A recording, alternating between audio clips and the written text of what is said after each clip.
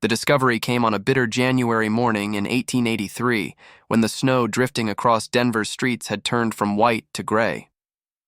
William Haversham, a respected art dealer from Boston, stood frozen before the painting that hung in the modest gallery on Larimer Street. It was not the haunting landscape that had rendered him speechless, a vista of the Rocky Mountains at dusk, where the setting sun painted the peaks in shades of crimson and gold, but rather what he had just discovered beneath the canvas surface. "This texture," he whispered, more to himself than to Marcus Green, the gallery owner who stood anxiously at his side. "I've never seen anything like it." The painting was the work of Thomas Blackwood, a reclusive artist whose landscapes had, over the past 3 years, become quietly sought after among the newly wealthy industrialists of Denver. There was something in his work that captivated viewers, a luminosity to his skies, a depth to his earth that seemed to transcend mere pigment and oil. Haversham ran a gloved finger gently along the edge of the canvas, where the paint had begun to crack slightly. He brought his magnifying glass closer, studying the unusual granular texture mixed within the oils. "How many of his works do you have?" Haversham asked, his voice measured and controlled despite the unease growing within him. "5 currently," Green replied, adjusting his spectacles. "Though we've sold nearly 20 over the past 2 years, they don't remain available for long." Haversham straightened his back, the discomfort of his suspicions settling between his shoulders. "And the artist, this Blackwood, does he ever appear in person to deliver his works?" Green shook his head. "No, sir, always through an intermediary. A quiet fellow named Abernathy, comes once every few months with new pieces." Haversham closed his magnifying case with a decisive snap. "I'll need to examine the other paintings, and I'd like the names and addresses of everyone who has purchased Blackwood's work." "May I ask why?" Green's voice had taken on a nervous quality. "Is there something wrong with the art?" Haversham stared once more at the landscape, at the peculiar way the light seemed to emanate from within the paint itself. "Mr. Green, I've been studying and authenticating paintings for nearly 30 years. I've seen every binding agent, every technique used across Europe and the Americas." He paused, choosing his words carefully. "This material mixed into the paint. I have only encountered it once before, in certain ancient artifacts. It's not a natural pigment or any commercial binding agent." "What is it then?" Green asked, his curiosity overwhelming his apprehension. "If my suspicion is correct," Haversham replied quietly, "it appears to be human remains. Ash, to be precise." As Green recoiled in horror, the bell above the gallery door chimed, announcing the arrival of a potential customer. But Haversham barely registered the sound. His mind was already racing, piecing together what would become the most disturbing investigation of his career. One that would lead him into the shadowy past of a man who had found a way to make the dead illuminate his art in ways that science and reason could not explain. Outside, the snow had begun to fall again, shrouding Denver in a silence that seemed suddenly less peaceful than oppressive.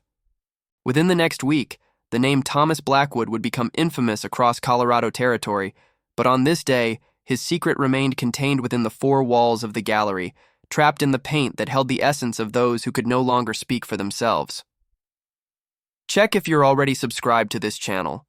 You won't want to miss a single chapter of this dark tale from America's frontier past, stories of human obsession that history books rarely tell. Thomas Blackwood arrived in Denver in the spring of 1879, when the city was still caught between its rough mining camp origins and its aspirations of Eastern refinement.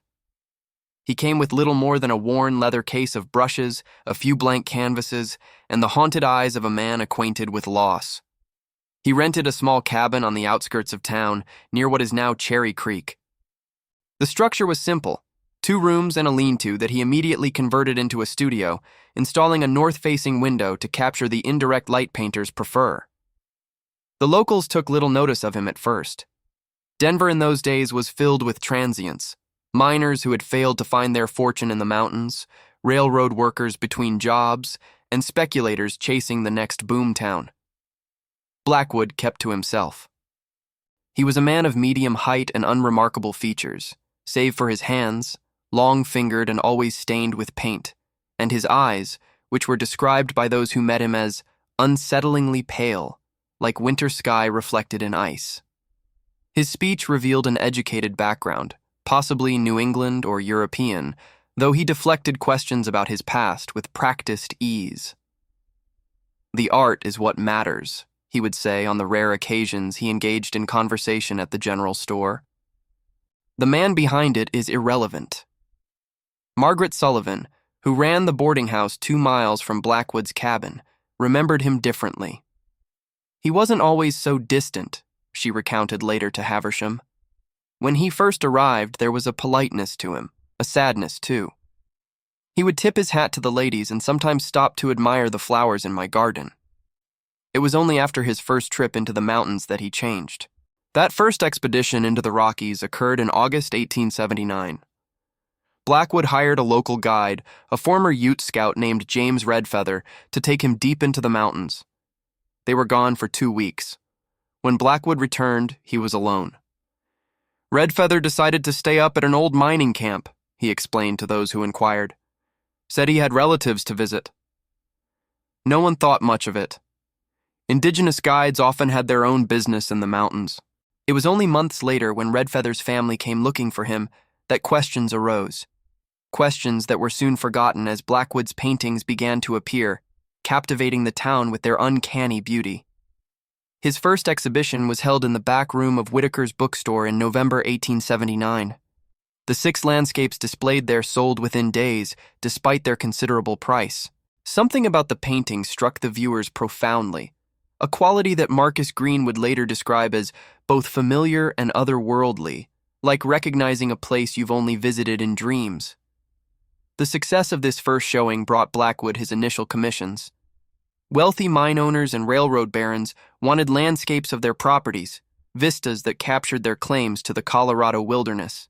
Blackwood accepted these jobs selectively, insisting on choosing the specific locations himself. "I must feel the land," he told Edward Holloway, who had hired him to paint the view from his newly constructed mansion on Capitol Hill. "The composition reveals itself to me only when I've walked the ground, understood its history." By early 1880, Blackwood had established a curious pattern. He would disappear for weeks at a time into the mountains, return haggard and withdrawn, and then produce a flurry of paintings that seemed to pulse with an inner light. These works sold with increasing speed and at higher prices, earning him both financial security and a growing mystique. It was during this period that Abernathy entered his service, a slight, nervous man who had previously worked as an undertaker's assistant. Abernathy became Blackwood's intermediary, delivering finished paintings to galleries and collectors, purchasing supplies, and ensuring his employer's solitude remained undisturbed. What none of Blackwood's patrons realized was that each painting contained a carefully prepared mixture of oil, pigment, and human ash, remains that Blackwood had collected during his solitary expeditions into the mountains. Each work held the physical essence of Colorado's forgotten dead: miners who had perished in cave-ins, travelers claimed by blizzards, indigenous people displaced and destroyed by westward expansion, and later, as his ambition grew, subjects he had selected more deliberately. Blackwood kept meticulous records in a leather-bound journal, which would later become crucial evidence in understanding the full extent of his activities. Each entry corresponded to a painting, listing the source of the ashes, the location where they were collected, and sometimes cryptic notes about the quality of light they produced when mixed with his paints. One entry, dated October 14, 1880, read, "Female subject approx 30 years. Found in abandoned cabin near Virginia Canyon. Death likely due to fever, body partially preserved by dry climate. Ashes produce extraordinary luminosity and sunset hues. Have used in sky portion of Holloway commission. The effect is superior to previous attempts. The light seems to emerge from within the paint itself rather than reflecting from its surface. I am getting closer to capturing the essence of transition between states of being." As Blackwood's reputation grew throughout 1880 and 1881, so did his isolation. He moved his cabin deeper into the foothills, accessible only by a narrow trail. He took to working at night, with only oil lamps illuminating his studio. Locals who occasionally spotted him in town noticed his deteriorating appearance: weight loss, unkempt hair, clothing stained with substances they assumed were merely paint. None suspected that the increasingly luminous quality of his landscapes, now commanding prices that only the wealthiest collectors could afford, was achieved through a technique that would have horrified even the most dedicated patrons of the arts. None, that is, until William Haversham's arrival in Denver in that fateful January of 1883, when the first flakes of snow fell on a city unaware of the darkness it had welcomed into its galleries and homes. April 12, 1880. Thomas Blackwood's journal entry was unusually detailed that day, written in the precise hand of a man documenting a scientific breakthrough rather than an atrocity. The process must be refined further. Calcination at too high a temperature destroys the essential qualities I seek. The ash must retain something of its former nature to create the effect of inner light. I have constructed a special kiln behind the cabin where temperature can be more precisely controlled. The remains from the old cemetery outside Central City have proven most effective, perhaps due to the length of time they have rested in the earth.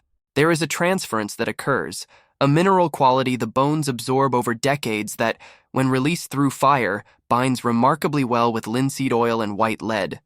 This journal, discovered hidden beneath a floorboard in Blackwood's abandoned studio, provided William Haversham and the authorities with the horrifying methodology behind the paintings that had captivated Denver society.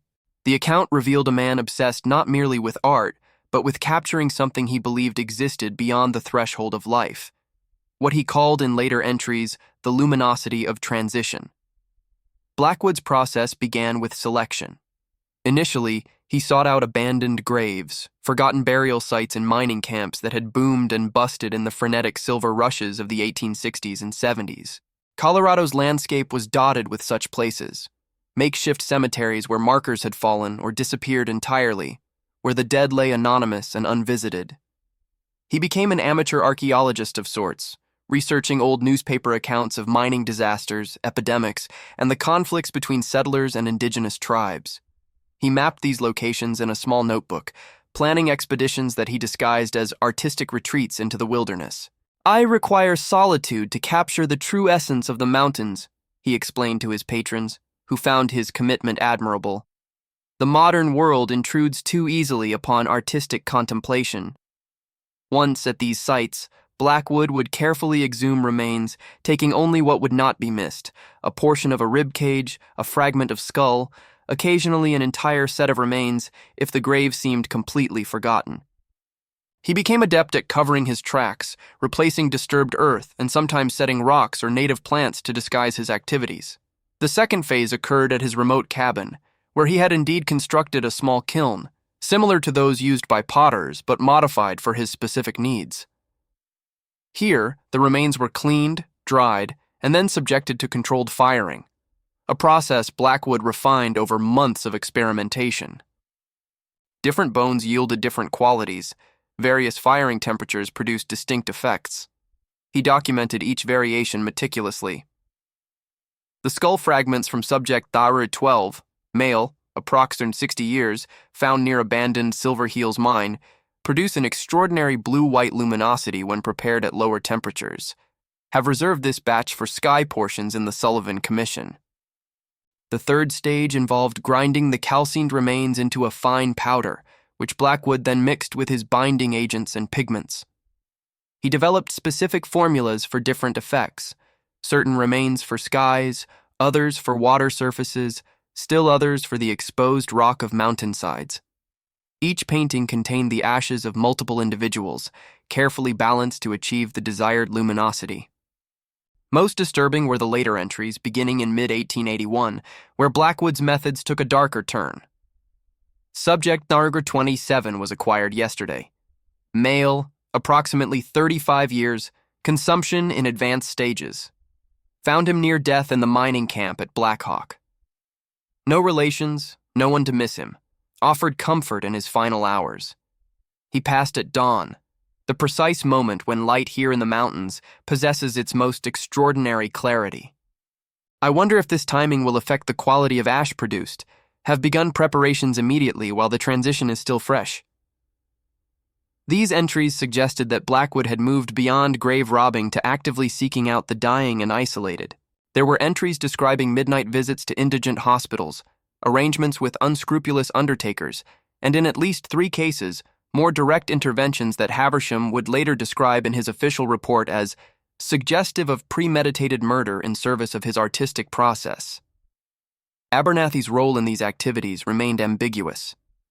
Some journal entries mentioned him as assisting with preparations and acquiring materials, while others suggested he was kept intentionally ignorant of the full scope of Blackwood's methods.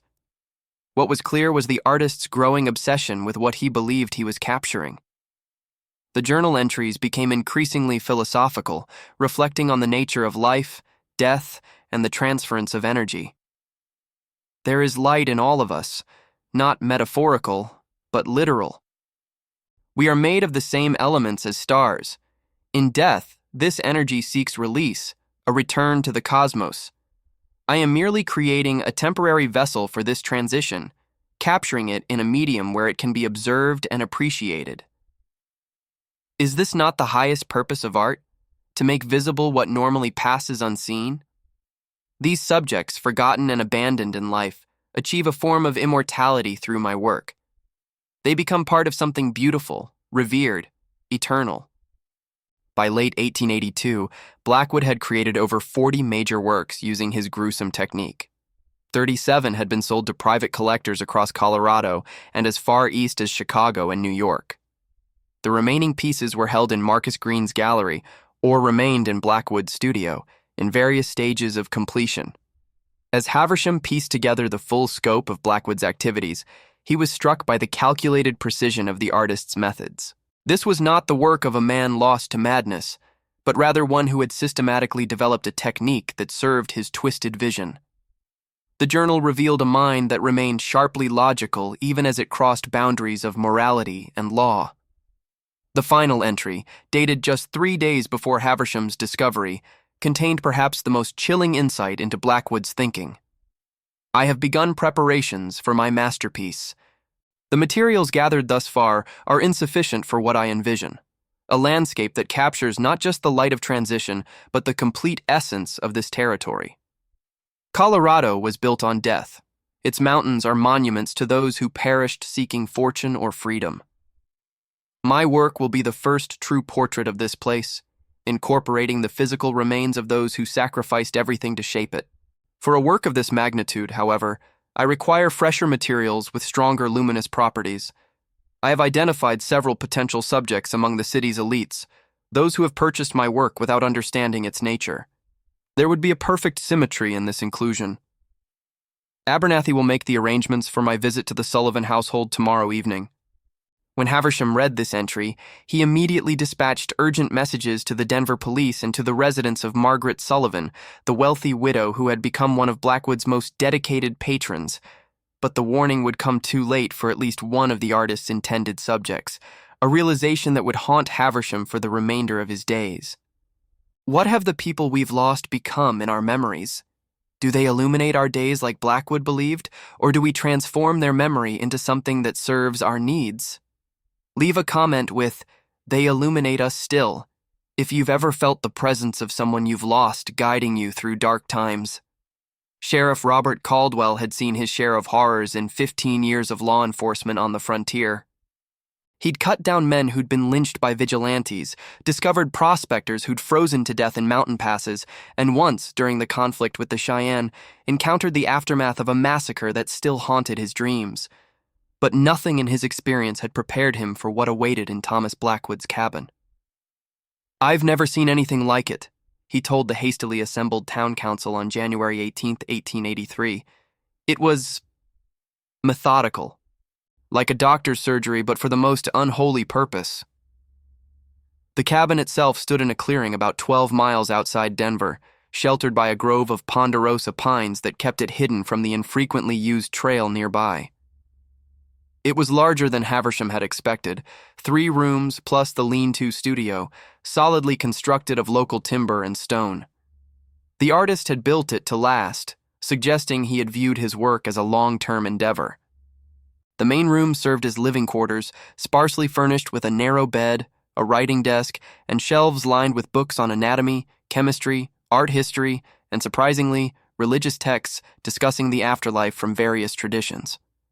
A careful inventory by Haversham revealed volumes in English, French, and German, many annotated extensively in Blackwood's precise handwriting.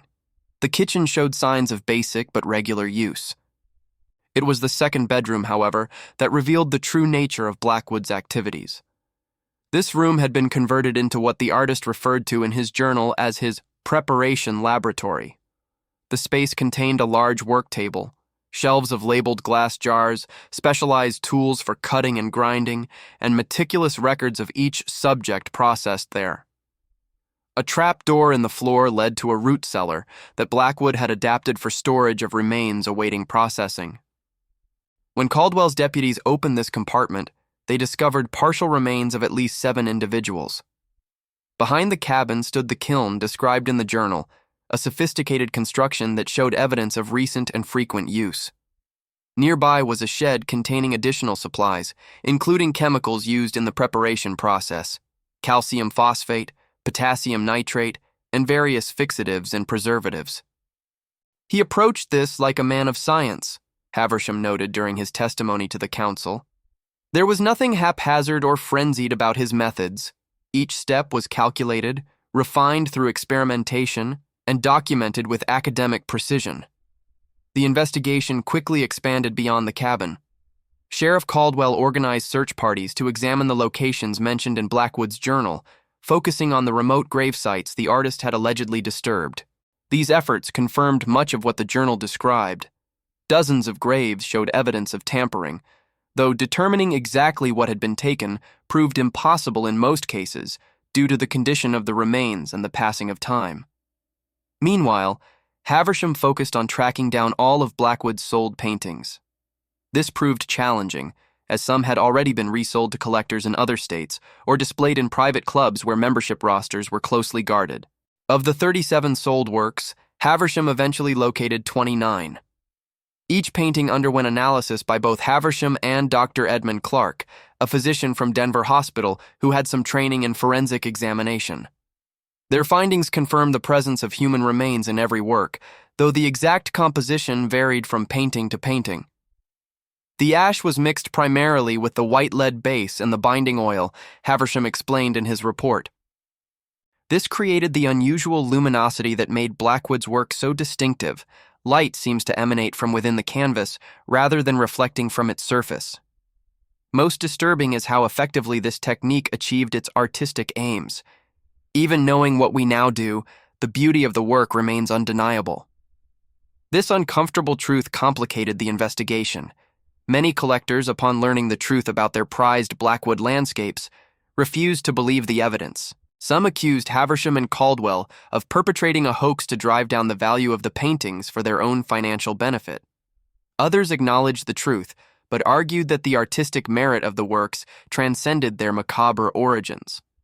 Edward Holloway, the railroad magnate who owned 3 Blackwoods, expressed a sentiment shared by several collectors. If these allegations are true, then certainly Blackwood's methods were reprehensible. But the paintings themselves, they are still masterpieces of landscape art. The dead are dead. They feel nothing. The beauty these works bring to the living should not be destroyed. This attitude enraged many Denver citizens, particularly those with loved ones buried in the areas Blackwood had targeted. Public sentiment quickly divided between those who viewed the paintings as tainted objects that should be destroyed and those who argued for their preservation on artistic grounds. The most difficult aspect of the investigation concerned the fate of Margaret Sullivan. The wealthy widow had last been seen alive on the evening of January 12th, the same day as Blackwood's final journal entry. Her body was discovered in her bedroom 2 days later by her housekeeper. Initial reports suggested natural causes. Sullivan had a history of heart problems, but in light of Blackwood's journal, Caldwell ordered a more thorough examination. Dr. I. Clark's subsequent autopsy revealed traces of a powerful sedative in Sullivan's system, along with an unusual incision at the base of her skull that had been carefully disguised by styling her hair.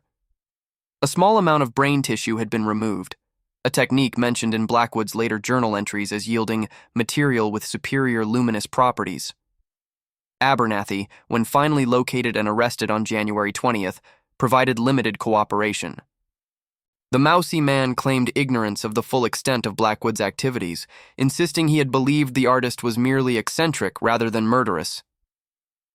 "I knew he collected things from old graveyards," Abernathy admitted during questioning. "He told me it was for study purposes, that understanding the effects of time and earth on bone helped him capture the essence of the landscape. I delivered his paintings and bought his supplies, nothing more." When presented with Sullivan's autopsy results, however, Abernathy's composure crumbled. He admitted to helping Blackwood gain entry to her home that evening, believing the artist intended only to discuss a commissioned painting. "He gave her tea," Abernathy whispered, his hands shaking as he gave his statement. "I thought she had simply fallen asleep. When I realized what he intended, I fled. I should have sought help, reported him immediately. That failure will haunt me until my dying day." Abernathy's testimony provided crucial details about Blackwood's movements, but left the most pressing question unanswered. Where was Thomas Blackwood now? The artist had vanished. His cabin showed signs of hasty departure, drawers left open, supplies scattered, several completed but unframed canvases abandoned on the studio floor. Most tellingly, his special tools for the preparation process were missing, suggesting he intended to continue his work elsewhere. Sheriff Caldwell organized a manhunt extending throughout Colorado Territory and sent telegrams to law enforcement in neighboring states. Stagecoach operators, train conductors, and station masters received descriptions of Blackwood and instructions to report any sightings immediately. As January turned to February with no sign of the fugitive artist, attention turned to the paintings themselves. What should be done with works of undeniable beauty created through such horrific means? On February 10, 1883, the Denver Town Council convened a special session to determine the fate of the recovered paintings. The meeting lasted well into the night, with passionate arguments from both sides. In the end, a compromise was reached. The paintings would be neither destroyed nor returned to circulation. Instead, they would be sealed in a specially constructed vault beneath the newly built Colorado State Capitol, along with all documentation of Blackwood's methods, to be kept from public view for 100 years. "Future generations may judge this matter differently," Mayor Harrison stated in announcing the decision. "Our immediate duty is to respect the dead who were disturbed and prevent these objects from causing further harm, while acknowledging that they represent a unique, if terrible, artistic achievement." This solution satisfied few, but was accepted as the best available compromise. The 29 recovered paintings were carefully cataloged by Haversham, then crated for storage. The remaining 8 sold works, along with whatever paintings Blackwood had taken with him in his flight, remained unaccounted for. As winter deepened across Colorado, the investigation continued, but with diminishing returns. Blackwood seemed to have vanished as completely as the light he had tried so desperately to capture in his art. The trail of Thomas Blackwood grew colder as winter gave way to spring. Sheriff Caldwell maintained his search, following reports of sightings that led to abandoned mining camps, remote homesteads, and once to a small artist colony in New Mexico Territory, where a painter matching Blackwood's description had briefly taken lodging before disappearing again. "He's skilled at vanishing," Caldwell told Haversham during one of their increasingly infrequent meetings in April 1883. "Makes sense considering his practice of finding places and people others have forgotten." Haversham had extended his stay in Denver far beyond his original plans. His art authentication business in Boston suffered in his absence, managed imperfectly by his apprentice, but he could not bring himself to abandon the investigation. The Blackwood case had become a personal mission, not merely to capture a criminal, but to understand a mind that had created such beauty through such terrible means. "He'll resurface eventually," Haversham replied, studying a map on which they had marked all reported sightings. "Men like Blackwood don't simply stop. The compulsion that drove him to such extremes isn't something that can be set aside." In late April, their prediction proved accurate. A letter arrived at Marcus Green's gallery, addressed in Blackwood's distinctive handwriting.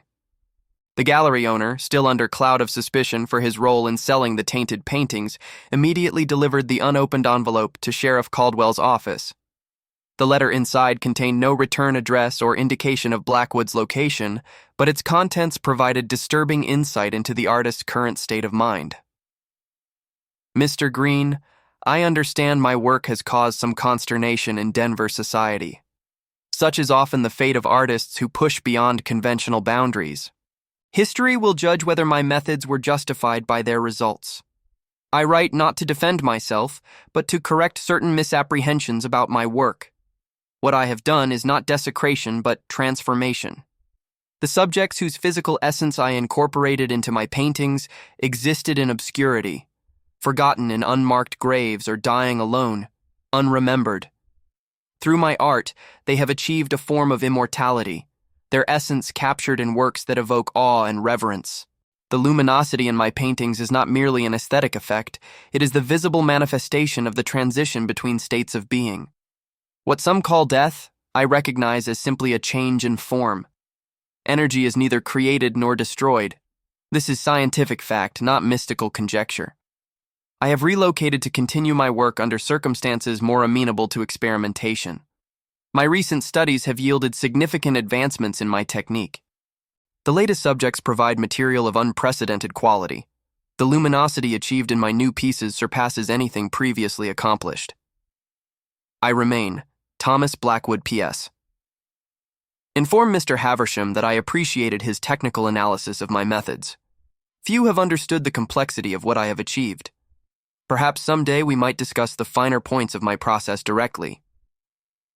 The letter was analyzed for any clues to Blackwood's whereabouts. The paper was common stock, available in any general store throughout the West. The postmark showed it had been mailed from Cheyenne, Wyoming territory, but this was likely a deliberate misdirection. By the time the letter reached Denver, Blackwood would certainly have moved on. More disturbing than the lack of useful leads was the content of the message. The latest subjects provide material of unprecedented quality, suggested that Blackwood had claimed new victims since fleeing Colorado. The calm, reasoned tone of the letter reinforced Haversham's assessment that they were dealing not with a madman, but with someone who had constructed an elaborate moral framework that justified his actions to himself. The letter renewed public interest in the case and prompted a fresh wave of reported sightings, most of which proved false. One report, however, contained details specific enough to warrant serious investigation. James Whitaker, a hunting guide operating near the border between Wyoming and Montana territories, reported encountering a man he believed to be Blackwood in a remote valley of the Bighorn Mountains in early May. The man had established a small camp near an abandoned Crow burial ground, a collection of platform burials that had been largely untouched by white settlers due to their remote location. He had a lean-to shelter, a small fire pit, and what looked like painting supplies, Whitaker reported. I wouldn't have thought much of it. Artists come up to paint the mountains sometimes, but he was doing something strange with one of the platforms. When he spotted me watching, he covered whatever he was working on with a tarp and invited me to share coffee at his fire. Whitaker described a tense conversation during which the man questioned him extensively about his knowledge of the area, particularly about how frequently the valley was visited by others. The guide became suspicious and made an excuse to leave, but memorized the location, which he later described to Sheriff Caldwell in detail. Caldwell organized a small expedition, including Haversham, Deputy Marshal Thomas Reed, who had jurisdiction in Wyoming territory, and 2 experienced trackers. The group departed Denver on May 15th, traveling by train to Cheyenne, and then on horseback into the Bighorn Range. The journey was arduous, particularly for Haversham, whose city life in Boston had poorly prepared him for the rigors of frontier travel. For 6 days, they followed Whitaker's directions, traversing increasingly difficult terrain as they pushed deeper into the mountains. On the morning of the 7th day, they located the valley Whitaker had described. The burial platforms were visible on a ridge overlooking a small stream, wooden structures raised on poles where the Crow had traditionally placed their dead to keep them safe from scavengers and closer to the sky. Many of the platforms had collapsed with time, their contents long since returned to the earth, but several remained intact. Of Blackwood, however, there was no sign, at least not immediately. The lean-to shelter Whitaker had described was gone, the fire pit carefully filled in and covered with local vegetation. Only the tracker's expertise revealed that someone had indeed camped there recently. "He left about 3 days ago," Samuel Two Hawks, one of the trackers, informed them after studying the subtle signs left in the soil and surrounding plants. headed north, carrying heavy packs. One man, moving carefully but in haste. A more thorough examination of the burial platforms confirmed their worst fears. Several had been disturbed, the remains they contained partially removed. Near the edge of the campsite, they discovered a shallow pit containing ash and bone fragments, evidence that Blackwood had conducted his grisly preparation process on site. Most significantly, they found a small tin box buried beneath a distinctive rock formation. Inside was another letter, this one addressed directly to Haversham. Mr. Haversham, if you are reading this, you have demonstrated more determination than I anticipated. I commend your persistence. You understand on some level the significance of my work, even if you shrink from its necessary methods. You will not find me here, of course. By the time you discover this message, I will have relocated to continue my studies. The Crow believe that death is merely a doorway to another existence. Their burial practices, elevating the dead between earth and sky, symbolize this transition. My art makes visible what they merely symbolize. I leave you a gift, a small study I completed using materials gathered from this sacred place. Consider it an educational specimen. Perhaps in examining it, you might begin to comprehend what I am attempting to accomplish. Our paths will cross again when my masterpiece is complete. Until then, I remain beyond your reach but never far from your thoughts. Thomas Blackwood. The gift was a small canvas, roughly 8 by 10 inches, wrapped in oilcloth. It depicted the valley where they stood, but transformed by Blackwood's technique into something otherworldly. The sky seemed to pulse with inner light. The mountains beneath it rendered in shades that shifted subtly as the canvas was viewed from different angles. Even knowing the horrific medium used in its creation, Haversham found himself momentarily transfixed by its beauty. Deputy Marshal Reed wanted to use the painting as evidence, but Haversham persuaded him that it should be sealed away with the others in the vault beneath the Colorado State Capitol. This is what he does, Haversham explained. He creates objects of such power that they distract from the horror of their making. We cannot allow ourselves to be seduced by the art and forget the crime. The expedition continued northward, following the trail identified by the trackers. For 3 more days, they pursued Blackwood through increasingly rugged country, crossing into Montana territory. The tracks led them to a small settlement called Whitetail, consisting of little more than a general store, a saloon, and a handful of cabins occupied by trappers and prospectors. Here, they discovered that Blackwood had passed through just 2 days earlier, purchasing supplies and hiring a local man to guide him further north, toward the Canadian border. The storekeeper recalled him clearly. Soft-spoken fellow, but something about him wasn't right, the man told them. Eyes like winter, paid in gold dust for his supplies, unusual these days. Asked a lot of questions about the Blackfeet Reservation to the north and whether any of their old burial grounds were still accessible. This information confirmed their fears. Blackwood was continuing his pattern, seeking isolated indigenous burial sites where he could obtain materials for his paintings without drawing attention. The Canadian border presented a new complication. If Blackwood crossed into British territory, the American lawmen would lose jurisdiction. The pursuit took on greater urgency. They requisitioned fresh horses and departed immediately, pushing hard to make up ground. The trail led through dense forests and across swift-running streams swollen with spring snowmelt, making tracking increasingly difficult. On the evening of the 4th day after leaving Whitetail, as they made camp near the edge of a pine forest, Samuel Two Hawks raised his hand for silence. In the distance, barely visible through the trees, a thin column of smoke rose against the darkening sky. Someone's camped in the clearing beyond those trees, he whispered. Recently arrived based on the color of the smoke. They approached cautiously, weapons ready. The camp consisted of a single tent, a small fire, and various supplies arranged neatly nearby. Most notably, an easel stood near the fire, supporting a canvas covered with a cloth. The camp was empty of people, but clearly occupied. Coffee still warm in a pot by the fire, a meal half prepared on a flat rock serving as a table. Whoever was staying here had stepped away briefly and would likely return soon.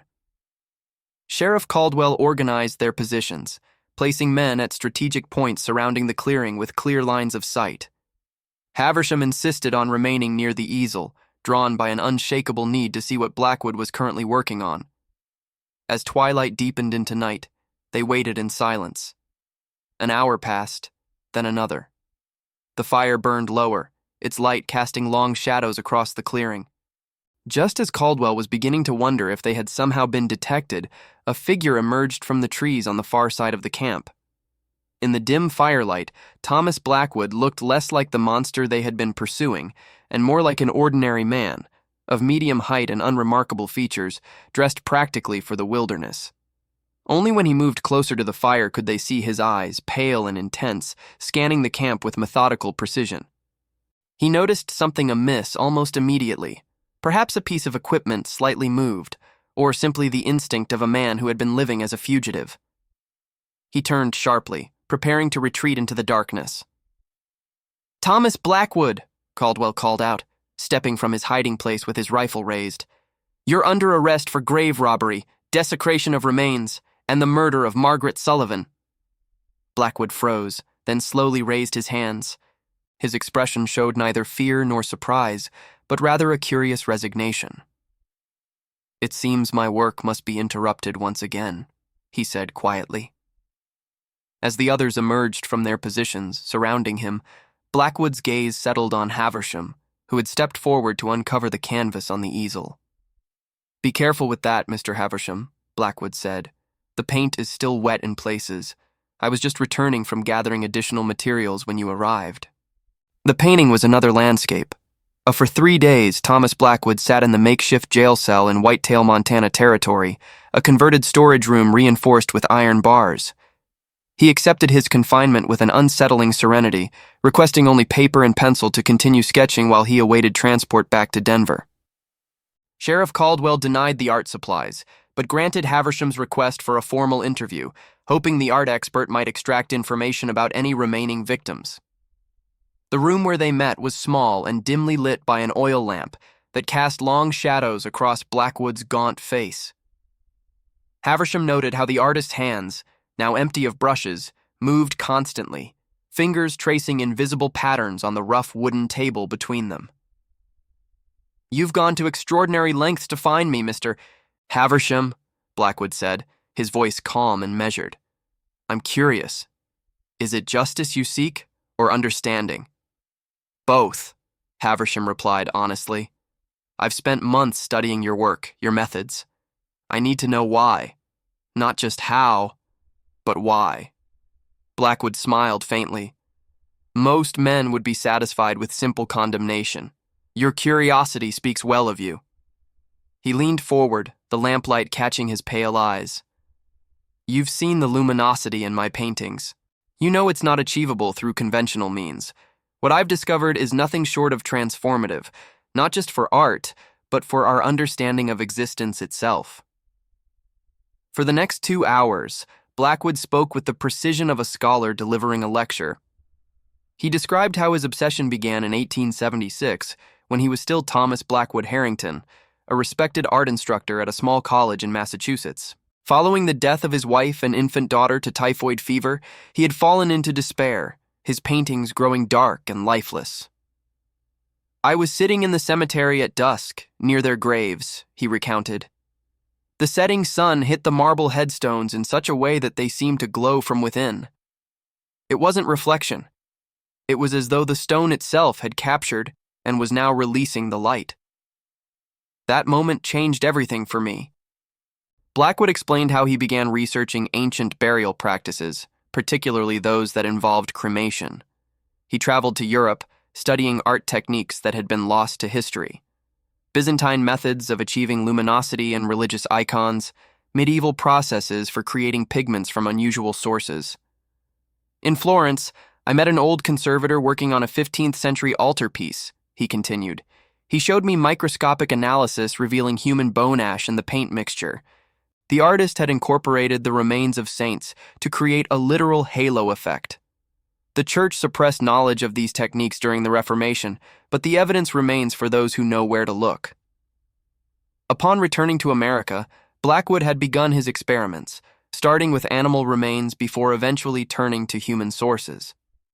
His first attempts used ash purchased illicitly from crematoria, but the results were inconsistent. The commercial cremation process destroys the very properties I sought to capture, he explained. The transformation must be controlled precisely. Temperature, duration, even the vessel used affects the final quality. Eventually, I realized I needed to oversee the entire process myself. He spoke of his decision to move west, where isolated communities and the aftermath of frontier violence provided both materials and privacy. He chose Colorado for its unique quality of light, believing the mountains themselves possessed a spiritual resonance that would enhance his work. What I create isn't mere art, Mr. Haversham. It's a window between states of being. The luminosity you've observed is the visible manifestation of energy transitioning from one form to another. I've found a way to capture and preserve that moment indefinitely. When Haversham pressed him about Margaret Sullivan and the other victims mentioned obliquely in his journal, Blackwood's demeanor changed subtly. For the first time, he showed something resembling regret, though not in the way Haversham expected. Mrs. Sullivan was different, he admitted. She truly appreciated the light in my work. She deserved to become part of my masterpiece, to be transformed rather than simply to decay. I eased her passing. There was no suffering. And the others? Haversham asked. The ones you found near death in mining camps? Blackwood's gaze was steady. I accelerated inevitabilities. Some were days from death, others perhaps weeks. I brought purpose to ends that would otherwise have been meaningless, anonymous graves or paupers' fields. Through my work, they achieved a kind of immortality. The most disturbing aspect of Blackwood's confession was his complete conviction in the righteousness of his actions. He spoke not as a man admitting crimes, but as a pioneer defending misunderstood scientific advancement. History is filled with visionaries whose methods were condemned by their contemporaries, he told Haversham as their interview concluded. In time, my work will be recognized for what it truly is, not desecration but transcendence. As they prepared to transport the prisoner back to Denver for trial, Deputy Marshal Reed pulled Haversham aside. In 20 years of law enforcement, I've never encountered someone like him, he confessed. It's as though he's operating according to some internal moral code that makes perfect sense to him, however monstrous it appears to everyone else. Haversham nodded, still troubled by his conversation with Blackwood. That's what makes him so dangerous. He's not insane in any legal sense. He knows exactly what he's doing and believes completely in its value. The journey back to Denver took over 2 weeks, hampered by spring storms that turned trails into mud and swelled rivers beyond their banks. Throughout, Blackwood remained a model prisoner, quiet, cooperative, almost pleasant in his interactions with his captors. Only occasionally would he make comments that revealed the darkness beneath his civilized exterior. The landscape we're passing through now would benefit from a cooler palate, he remarked casually to Haversham as they traveled through a valley of aspens. Perhaps a mixture of subjects who died in winter. Their ash retains something of that season's quality of light. On June 12, 1883, Thomas Blackwood finally returned to Denver, where a crowd had gathered outside the sheriff's office, drawn by newspaper accounts of the ash artist and his capture. Some called for immediate justice, while others, including several who still owned his paintings, watched in silent fascination as the unassuming man was led into the building. The trial was scheduled for early July. As Blackwood awaited his day in court, Haversham worked with Dr. Clark to document every aspect of the artist's techniques for the official record.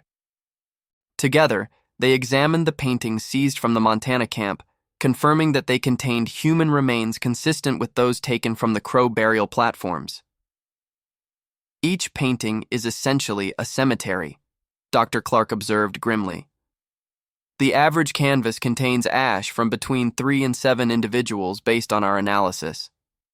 The discovery that most disturbed Haversham came when they examined Blackwood's latest painting, the one that had been on the easel when they captured him. Unlike his previous landscapes, this work depicted a woman standing at a window, looking out at mountains illuminated by dawn light. The figure was unmistakably Margaret Sullivan. He's evolving his technique, Haversham realized. Moving beyond landscapes to portraiture, using the remains of the subject within the painting itself. This finding raised new concerns about what Blackwood had described as his masterpiece. a work apparently still in the planning stages when he was captured. His notebooks mentioned it repeatedly but provided few details beyond its ambitious scope and the need for materials of extraordinary quality. As the date of the trial approached, public interest in the case intensified. Newspapers from as far away as New York sent correspondents to cover the proceedings. Debates raged in editorial pages about the relationship between art and morality, whether beautiful objects created through evil means retained their beauty or were irredeemably tainted. On the night of July 2, 1883, 3 days before his trial was to begin, Thomas Blackwood escaped from his cell. The circumstances were peculiar. The lock showed no signs of tampering, and the night guard was found asleep at his post, with no memory of anything unusual occurring during his shift. A search of the surrounding area yielded nothing. It was as though Blackwood had simply vanished. The only clue was a small sketch left in his cell, a detailed rendering of the Denver skyline as viewed from the east, with the mountains behind it. At the bottom, in his precise handwriting, were the words, "The masterpiece continues." The manhunt resumed with increased urgency, but as weeks passed with no confirmed sightings, the case gradually receded from public attention. Haversham reluctantly returned to Boston in late August, his business requiring his presence, though he maintained regular correspondence with Sheriff Caldwell. The 29 paintings remained sealed in the vault beneath the Colorado State Capitol, along with all documentation of Blackwood's methods. The official record listed Thomas Blackwood as a fugitive from justice, his ultimate fate unknown. In the years that followed, rumors occasionally surfaced. An art dealer in San Francisco, claiming to have been approached by Blackwood in 1885, a fire at a remote cabin in Oregon in 1888 that yielded evidence of unusual painting supplies, a journal discovered in Seattle in 1890 containing entries that matched Blackwood's handwriting. None of these leads ever solidified into confirmed sightings, but they kept the legend of the Ash artist alive in whispered conversations throughout the American West.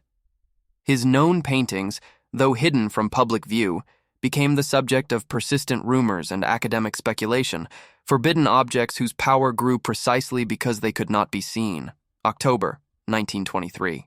The maple trees lining Boston's Commonwealth Avenue had turned crimson and gold, their fallen leaves scuttling across the pavement in the brisk autumn wind. William Haversham Jr., now 62, sat in his late father's study, surrounded by stacks of correspondence, journals, and photographs, the accumulated documentation of a 40-year obsession. William Haversham Sr. had passed away in June at the age of 81. In his final years, as his health declined, he had spoken increasingly of Thomas Blackwood, extracting a promise from his son to continue the search after his death. Now, sorting through his father's papers, William Jr. was gaining a fuller understanding of how deeply the Ash artist had affected his father's life. The elder Haversham had never fully resumed his previous career after returning from Colorado in 1883. Instead, he had transformed himself into the world's foremost expert on artists who incorporated unusual materials into their work, publishing scholarly articles on the subject while privately continuing his search for Blackwood. The correspondence revealed an extensive network of contacts, art dealers, law enforcement officials, and private investigators across America and Europe, all quietly instructed to watch for any sign of the fugitive artist or his distinctive work. Haversham Sr. had invested considerable personal funds in this search, believing until the end that Blackwood was still alive and still creating his macabre art. Most intriguing among the papers was a journal documenting what Haversham Sr. believed were previously unknown Blackwood paintings discovered after the artist's disappearance. Between 1883 and 1920, he had identified 17 works that matched Blackwood's style and exhibited the characteristic luminosity of his technique.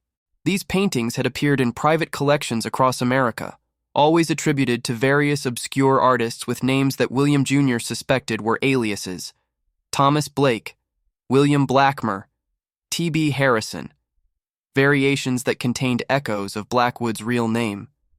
Each appeared briefly on the market before disappearing into private collections, often sold through intermediaries who could provide little information about their origins. The journal contained photographs of some of these works. Unlike Blackwood's earlier Colorado landscapes, these newer pieces showed a progressive evolution in both subject matter and technique. The luminosity remained, but now it appeared more controlled, focused on specific elements within each composition rather than suffusing the entire canvas. Most notable was a series apparently created between 1890 and 1900, which Haversham Sr. had dubbed the Immortal Portraits. These 7 paintings depicted individuals of various ages, each positioned before a window or doorway through which light streamed with supernatural brilliance. The subjects' expressions captured a moment of revelation, as though they were witnessing something beyond ordinary human experience. William Jr. had arranged to meet with Richard Clark, son of Dr. Edmund Clark, who had assisted in the original investigation. Now a physician himself, the younger Clark had inherited his father's interest in the Blackwood case, particularly its forensic aspects. "My father believed until his death that Blackwood was still active," Clark told him as they sat in the study examining the photographs.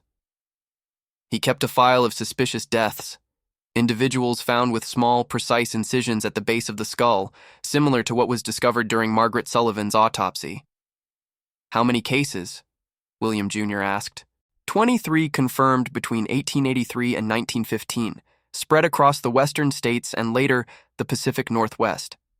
Most were isolated individuals, elderly persons living alone, terminal patients who disappeared from charity hospitals, unidentified bodies discovered in circumstances that suggested they had been moved post-mortem. The pattern suggested that Blackwood had continued his activities but had become more cautious in his selection of subjects, choosing only those whose disappearance or manipulation after death would likely go unnoticed. Most disturbing was the possibility that some of Blackwood's later victims may have been willing participants.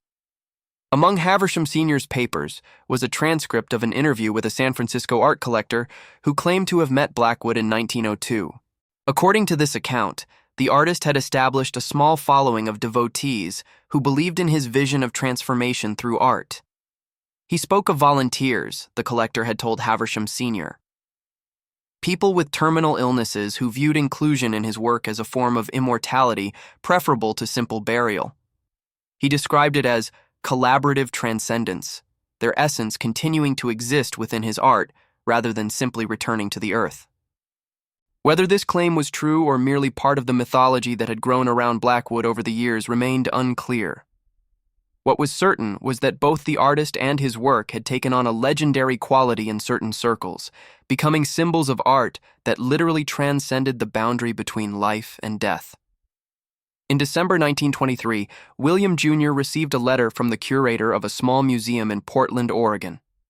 The museum had recently acquired an unusual landscape from the estate of a local lumber baron. The painting depicted Mount Hood at dawn with a quality of light that the curator described as unlike anything I've ever encountered in my 30 years of art conservation. Preliminary analysis had revealed anomalies in the paint composition that the curator thought might interest Haversham, given his father's expertise in unorthodox art materials. Included with the letter was a photograph of the painting, along with a detail of the signature in the lower right corner, a small, stylized blackbird. William Jr. booked passage on the next train west. The painting, when he finally stood before it in the museum's conservation room, was unmistakably Blackwood's work. The luminosity that had made his Colorado landscape so distinctive was present, but refined to an even greater degree of subtlety. The mountains seemed to pulse with inner light, particularly around the summit, where the first rays of dawn created a halo effect that appeared to shift and breathe as Haversham moved before the canvas. "When was this painted?" he asked the curator. "The provenance indicates it was acquired by Mr. Hollister in 1919 from a private dealer in Seattle," the curator replied. "But the style suggests it was created earlier, perhaps 1910 to 1915. The artist is listed as T.B., nothing more." Technical examination confirmed what William Jr. had suspected. The paint contained organic material consistent with the documented composition of Blackwood's earlier works. The museum, upon learning of the painting's likely origins, agreed to seal it in their secure archives, away from public view. Before returning east, William Jr. visited the address in Seattle where the painting had allegedly been sold. The building, once an artist's supply shop, had burned down in 1920. Local records showed it had been owned by a T.B. Harrison, who had perished in the fire. The The remains recovered from the site had been too badly damaged for proper identification. Among the debris, investigators had found fragments of canvas, specialized painting tools, and several journals that had been too badly burned to yield readable content. Most significantly, they had discovered a fireproof box containing photographs of completed paintings, along with a list of names, dates, and locations. Authorities at the time had assumed these were sales records, but William Jr., reviewing copies of these documents, recognized something far more sinister: a catalog of Blackwood's subjects. The final entry, dated just 1 week before the fire, read, "Self-completion of the cycle." This evidence, though circumstantial, suggested that Thomas Blackwood may have ended his life in that fire, perhaps deliberately, as the culmination of his lifelong artistic project. If true, it meant that Blackwood had incorporated his own remains into his final work, becoming himself the subject rather than merely the creator. The painting of Mount Hood, with its extraordinary luminosity centered on the summit, had been completed just before the fire. William Jr. found himself wondering if he had been standing before Blackwood's true masterpiece, the work in which the artist had achieved what he called complete transformation, becoming one with his art in the most literal sense. In April 1924, William Jr. submitted a comprehensive report to the Denver Historical Society, documenting everything he and his father had learned about Thomas Blackwood and his work. This report, along with all supporting materials, was sealed alongside the paintings in the vault beneath the Colorado State Capitol, with instructions that they remain undisturbed until 1983, fulfilling the original 100-year sequestration ordered by the town council. The story of Thomas Blackwood represents a unique convergence of artistic brilliance and moral abomination, William Jr. wrote in his conclusion. His work raises disturbing questions about the relationship between beauty and its origins, between creative vision and human cost. Perhaps a century of darkness is the most appropriate fate for art born of such methods, allowing time to temper both its power and our judgment. As the century progressed, the legend of the Ash artist gradually faded from public memory, surviving primarily in academic footnotes and occasional references in specialized texts on art conservation. The paintings remained sealed away, their luminosity continuing to glow in darkness, unseen by human eyes. In 1983, when the vault was finally opened in accordance with the original decree, historians and art experts gathered to determine the fate of Blackwood's work. After considerable debate, it was decided that the paintings would remain in secured storage, accessible only to qualified researchers under strictly controlled conditions. Despite the passage of time, the moral questions surrounding their creation remained too troubling to permit public exhibition. The luminosity that had made the paintings so distinctive had not diminished over the century of darkness. If anything, conservators noted that the effect seemed to have intensified, as though whatever Blackwood had captured within his medium had continued to evolve during its long seclusion. To this day, Thomas Blackwood's art remains one of the most ethically complex cases in art history. Objects of undeniable beauty created through methods of undeniable horror. They stand as a testament to the darkest possibilities of human creativity, to vision unconstrained by moral boundaries, and to the uncomfortable truth that beauty and atrocity can sometimes spring from the same source. The question that haunted William Haversham Sr. until his death remains unanswered. When we look at something beautiful, how much does its origin matter? If we are moved by art created through terrible means, what does that reveal about the nature of beauty itself, and about us, its witnesses? If you've watched this far, it's because you liked this story. Leave a comment saying, "I've watched this far," so I can get to know you and see who really enjoys the stories here on the channel. Don't forget to like and share this video with anyone who appreciates dark historical tales that make us question the boundaries between art, morality, and human obsession. And of course, make sure you're subscribed so you won't miss our next journey into America's forgotten past.